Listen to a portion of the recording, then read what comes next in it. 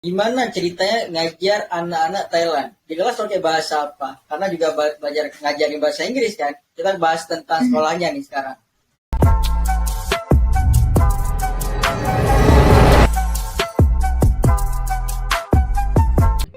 Apa bedanya antara ngajar di sekolah Thailand dan di Indonesia? Beda manajemennya, mungkin sistem penggajiannya, benefit yang kakak dapatkan, apa yang membedakan? Oke, kalau misalnya dari sekolah, mungkin case aku ini juga unik ya, karena kebetulan aku ngajarnya itu di sekolah yang muslim. Jadi beda dengan sekolah-sekolah yang reguler. Kalau di sekolah reguler kita udah lebih banyak lagi perbedaannya. Yang udah pasti misalnya beda dari culture background agamanya gitu. Cuma kalau aku muslim dari segi agamanya kan kita udah sama ya. Di sekolah itu yang paling membedakan adalah bahasanya.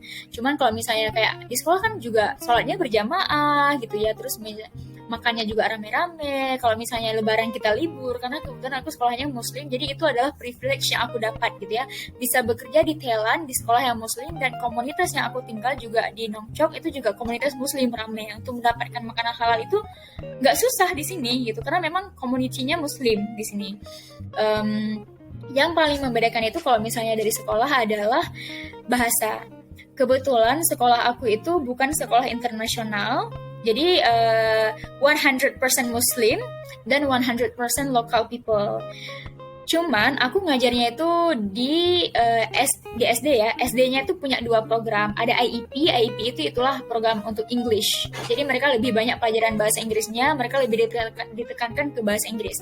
Ada yang regular. Kalau regular itu memang ya yang biasa Thailand. Ada IEP, ada regular. Aku ngajarnya tuh di IEP. Jadi kayak istilahnya English program, English Islamic program. Jadi highlightnya tuh mereka di English sama di Islamic. Kalau mau dibandingkan ya pasti dong anak-anak yang IEP itu lebih bisa bahasa Inggris daripada anak-anak yang regular. Cuman tetap aja karena mereka bukan international school, exposure bahasa Inggrisnya itu juga ya sesama mereka aja dan sesama guru-guru yang dari luar Thailand gitu ya. Jadi guru-gurunya itu ada dari Filipina sama ada dari Indonesia. Kesulitan aku adalah gini, karena aku baru datang ke Thailand ya, aku nggak bisa bahasa Thailand. Saya sama sekali nggak bisa ya. Jadi ketika kita mengajar itu, kalau misalnya anak SD kan kita harus membuat mereka itu paham dengan apa yang kita ajarin. Posisi aku itu sampai sekarang juga ya, aku nggak bisa bahasa Thailand dan aku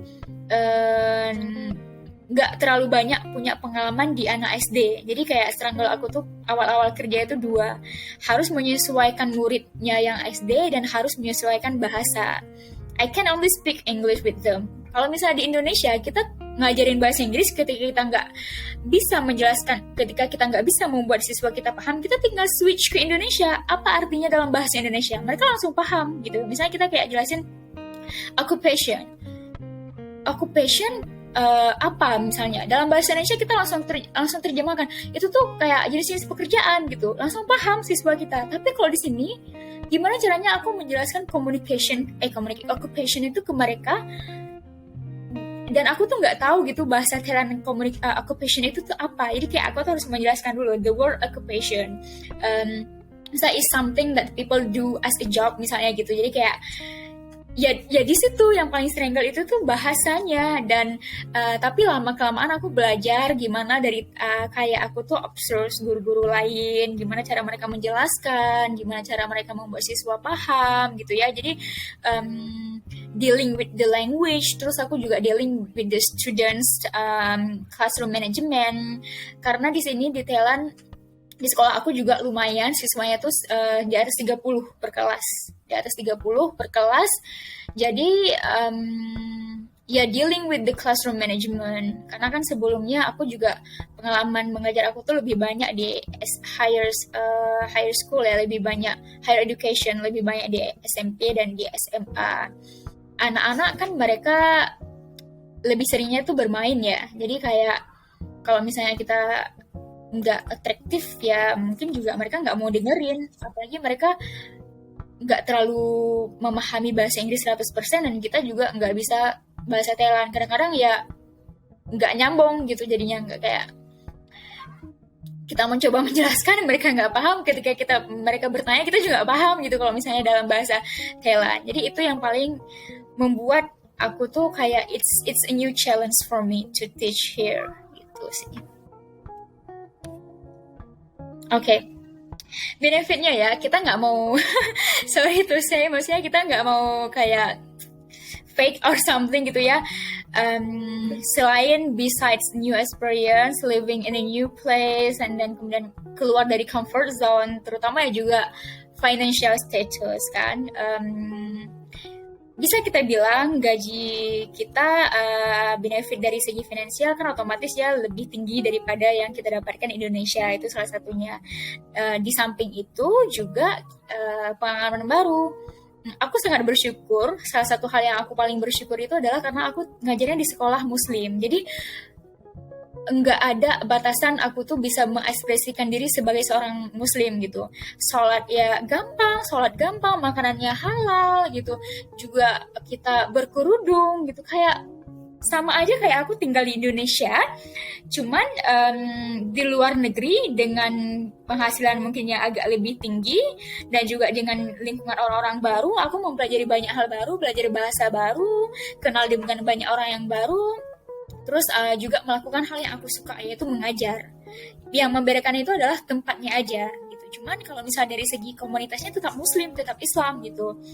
Dan nggak cuma itu, aku juga punya teman-teman misalnya yang non muslim, mereka juga baik di sini, kayak nge-treat kita tuh layaknya seorang muslim, enggak yang didiskriminasi ataupun gimana gitu ya. Jadi kayak so far I like doing my job here, and I like living here, learning new things and meeting new people, explore new places. So far, like I'm happy to be here in Thai.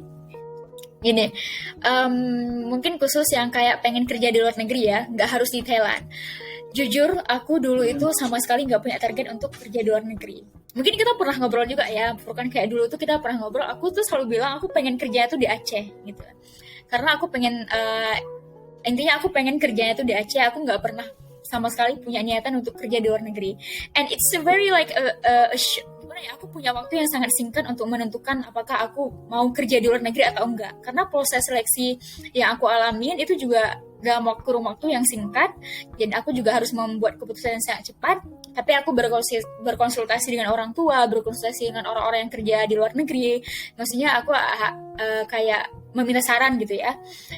Kalau misalnya teman-teman punya niatan untuk kerja di luar negeri, ada satu hal yang aku mau ngasih tahu ya.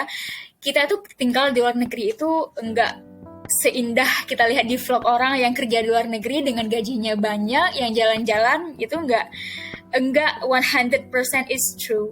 Karena yang namanya kita tinggal di tempat orang, bukan di tempat kita sendiri. Ya pastinya ada ketidaknyamanan yang sering kita rasakan ya. Karena kita di sini kita datang sebagai orang baru. Walaupun aku bilang tadi itu mereka sangat welcome di sini. Ya kebanyakan mayoritasnya tuh welcome, tapi pasti ada pengalaman-pengalaman yang kita tuh nggak sesuai sama diri kita, yang kita mungkin merasa di underestimate. Mungkin bisa jadi itu nggak di tempat kerja kita, tapi bisa jadi di komunitas kita, ataupun mungkin bisa jadi di mana kita di jalanan misalnya gitu, tiba-tiba kita kayak diteriaki orang asing apa gitu. Itu tuh kayak ya pasti ada orang yang nggak suka sama kita gitu ya. Maksudnya di negara kita sendiri aja ya case kayak gitu happen, apalagi di luar negeri. Belum lagi misalnya proses pengurusan dokumen. Kalau misalnya kita sakit, kita ke rumah sakit, kita misalnya ada urusan visa, ataupun misalnya kita kehilangan ini, kehilangan itu, otomatis enggak segampang yang kita di Indonesia. Di Indonesia aja ribet ya, apalagi di luar negeri gitu maksudnya ya. Terus apalagi kalau misalnya urusan-urusan lain-lain misalnya ya, urusan bahasa. Aku datang ke Thailand dalam kondisi di mana aku nggak bisa bahasa Thailand sedikit pun. Cuma tahu sawadika, itu aja ternyata sawadika, sawadikap, sampai sini aku baru tahu bedanya apa. Jadi kayak 100% aku tuh 0 untuk kemampuan bahasa Thailand, dan aku baru belajar di sini gitu. Kemampuan bahasa itu juga salah satu yang sangat membuat kita kesulitan. Gini loh, kita kalau nggak bisa bahasa negara yang kita tuju, apapun yang orang bilang ke kita kan nggak paham ya. Bisa jadi mungkin mereka ngatain kita, bisa jadi mereka mungkin ya mengatakan sesuatu yang sebenarnya kalau kita tahu artinya, itu membuat kita sedih gitu. And it's happened to me. Aku sering mengalami itu. I don't share it on the social media ya karena menurut aku tuh mungkin ada hal yang harus di-share, ada hal yang nggak harus di-share. Tapi it's happened to me.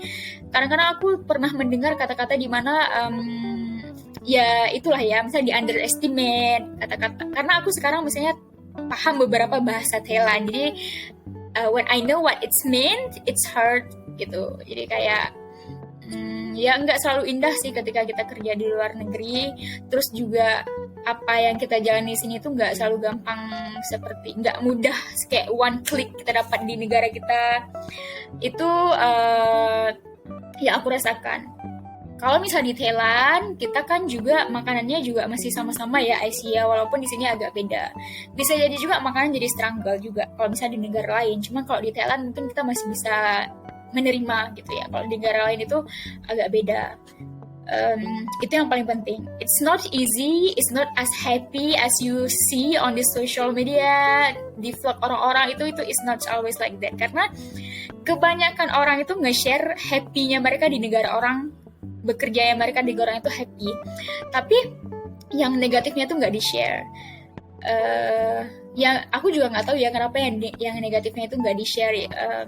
Mungkin apakah mungkin karena kita pergi ke negara orang, mungkin kita menghormati di mana kita negara di mana memberikan kita kehidupan gitu ya. Masa kita ke negara orang terus kita nge-share hal yang jelek-jelek gitu ya. Jadi kayak sebagai pendatang terus kita nge-share hal yang jelek kan, I don't know lah, mungkin kenapa orang-orang yang buat vlog yang apa gitu mungkin jarang nge-share yang negatifnya gitu ya. Cuman it's always selalu banyak negatifnya. Aku juga sering ngelihat yang kerja di Jepang, ada satu kakak yang dia kerja di Jepang, ketika aku lihat vlog dia, ketika aku lihat reels dia, ternyata begini ya orang Jepang itu nggak sesuai ekspektasi yang kita bayangkan. Mereka disiplin, mereka baik, itu nggak. Jadi kayak banyak sekali komen-komennya, akhirnya aku baca banyak sekali komen-komennya tuh di mana mereka didiskriminasi sama orang Jepang, di mana mereka disu kayak sorry tuh saya kamu tuh misalnya bodoh, kembali ke negaramu, kata-kata seperti itu sering dilontarkan gitu ya. Kayak ya itulah intinya, it's not always as happy as you see on social media. Itu yang pertama. Yang paling menyakitkan itu adalah ketika kita punya masalah di negara orang, kita itu kadang nggak bisa dengan bebas mengekspresikan apa yang kita rasakan. Karena ya kita nggak berada di negara kita gitu ya. Jadi kadang-kadang itu kamu tuh bisa kayak bersabar. Karena kalau kamu cerita ke misalnya ke orang tua, kalau kamu cerita ke misalnya saudara kamu, itu kan bakal membuat mereka tuh sedih, tahu kamu itu sedih di negara orang. Jadi kadang-kadang gitu loh. Kayak jadinya tuh kamu nggak kuat mental. Jadi kayak bisa bukan apa ya, kalau misalnya orang bilang kayak harus kuat mental kalau kerja di luar negeri, ya benar harus kuat mental. Itu intinya satu, kayak harus bisa hidup sendiri, keluar dari comfort zone. Dan ribet lah, aku udah terlalu banyak ngomong tapi intinya itu sih. Kalau misalnya aku sejauh ini kan aku masih 4-5 bulan ya di Thailand. Kalau misalnya sejauh ini kalau dibandingkan dengan pengalaman pekerjaan aku sebelumnya di Indonesia, ya aku bisa bilang worth it gitu. Maksudnya aku happy di sini dan sesuai ekspektasi aku. Ini di samping kita tahu ya selalu ada give and take, selalu ada hal yang negatif, selalu ada hal yang positif. Cuman ini masih kondisi aku di sini sekarang tuh masih yang kayak I'm happy here gitu dengan apa yang aku dapatkan. Dan kebetulan juga aku di sini juga kayak nggak merasa yang kayak jauh banget dari orang tua, karena kan kita masih sering video call. Terus kayak kakak aku juga besok bakal sampai ke sini. I can still meet, kayak aku udah jumpa teman-teman aku dari Indonesia berapa kali di sini, karena mereka datang ke Bangkok, aku jumpa. Terus aku juga punya teman-teman dari Bangkok. Jadi kayak karena nggak terlalu jauh dari Indonesia ya, itu mungkin juga yang jadi hal yang nggak terlalu membuat kayak sendiri gitu di luar negeri gitu sih. Oke, jadi gini loh teman-teman, dalam hal apapun there's always gonna be the first time. aku juga punya di mana pengalaman aku pertama kali mengajar. Mungkin teman-teman kalau misalnya bekerja di bidang lain juga punya pengalaman pertama kalinya bekerja gitu. Jadi kalau misalnya kita mencari pekerjaan, apalagi kalau misalnya udah lulus sama kita masih sekolah, kan tujuan kita tuh beda ya. Ada orang yang mungkin kalau aku pribadi ketika masih kuliah itu aku mencari pengalaman bekerja. Tapi ketika aku udah lulus, aku tahu I have to fund, misalnya aku harus bertanggung jawab terhadap diri aku sendiri gitu. Aku harus kayak memikirkan loh, pekerjaan yang aku lakukan itu apakah sesuai dengan apa yang aku mau, apakah sesuai dengan apa yang aku harapkan gitu ya. Cuman teman-teman, kita tuh selalu yang kayak we have to put like the big expectation ya. Maksudnya kita harus punya rencana yang besar, tapi it's always like kayak apa sih istilahnya tuh, ada yang kita yang rencanain tapi Tuhan yang pasti mutusin itu yo, gitu apa yang bakal kita dapatkan. Jadi start kayak from the small thing, from the first step is always like gonna be a small step. Aku pun di Thailand sekarang, walaupun aku di Thailand, teman-teman aku lihat di Thailand, tapi aku di Thailand tuh masih di anak tangga pertama loh. Aku tuh belum apa-apa. Mungkin you see me as like working abroad is a big thing, but actually it's not. Gitu ya, kayak aku di sini tuh masih tangga pertama. Ada orang yang udah kerja di sini 3 tahun 4 tahun, mereka udah menghasilkan yang luar biasa gitu. Aku masih di step pertama. Gitu juga teman-teman, kalau misalnya mau cari kerja itu is okay, jangan yang terlalu kayak aku tuh harus kayak gini kerjanya, gaji aku tuh harus segini, standar aku tuh harus tinggi. Tapi you know your capacity gitu, capability. Start from the small thing, karena you learn gitu. Kamu tuh bakal belajar dari hal kecil, kamu tuh bakal belajar sampai kamu tuh punya banyak pengalaman dan bakal reach something big. Jadi kayak jangan harus gimana sih gitu, kayak start from the small thing. Thank you so much. Yang terakhir itu start with the small thing ya. Jangan merasa malas karena merasa gagal dan gengsi melakukan hal langkah kecil ya. Akhirnya dia fatalis, nggak melakukan apapun. Padahal dengan langkah-langkah kecil itu bisa mengarahkannya ke impiannya.